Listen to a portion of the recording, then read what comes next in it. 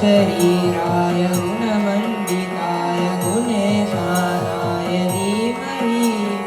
गुणातीताय गुणाधीशाय गुणप्रविष्टाय धीमहि एकदन्ताय वक्रतुण्डाय गौरीतनयाय धीमहि गजेशानाय बालचन्द्राय श्रीगणेशाय धीमहि एकदन्ताय वक्रतुण्डाय गौरीतनयाय धीमहि गजेशानाय बालचन्द्राय श्रीगणेशाय धीमहि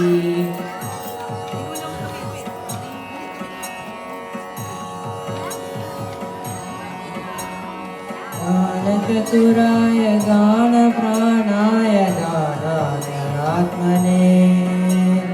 गानोत्सुकाय गानमत्ताय गानोत्सुकमनसे गुरुपूजिताय गुरुदेवताय गुरुकुलस्थायिने गुरुविक्रमाय गुह्यप्रवराय गुरवे गुणगुरवे गुरुदैत्यकलक्षेत्रे गुरुधर्मसदाराध्याय गुरुपुत्रपरिप्रात्रे गुरुपाखण्डकण्टकाय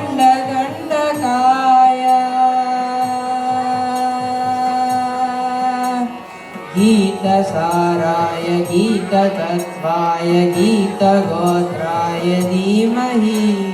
गूढगुल्फाय गन्तमन्त्राय गोजयप्रदाय धीमहि गुणातीताय गुणाधीशाय गुणप्रविष्टाय धीमहि एकदन्ताय वक्रतुण्डाय गौरीतनयाय धीमहि